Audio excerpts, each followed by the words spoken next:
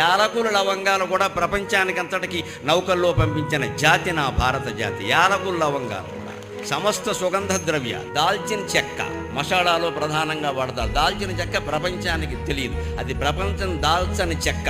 నా దేశం మాత్రమే దాల్చిన చెక్క.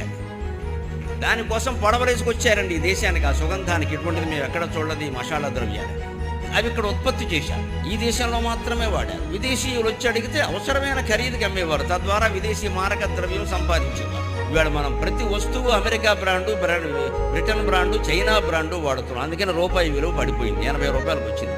మన వస్తువులు వాళ్ళు కొనేలా ఉండాలి, కానీ వాళ్ళ వస్తువులు మనం కొనేలా ఉండకూడదు. ఇక్కడ విశాలత్వ భావన పనికిరాదు. ప్రపంచమంతా ఒకే గ్రామం అనేది పెద్ద బూటకం. బలహీనపు దేశాలని నాశనం చేయడానికి బలవంతమైన దేశాలు సృష్టించిన సిద్ధాంతం ఇది. గ్లోబల్ విలేజ్ అని. ప్రపంచం ఒక విలేజ్ కాకూడదండి ఎప్పుడు కూడా. ప్రతి విలేజ్ కూడా ఒక ప్రపంచంలా ఉండాలి, కానీ ప్రపంచం ఒక విలేజ్ అయిపోతుంది.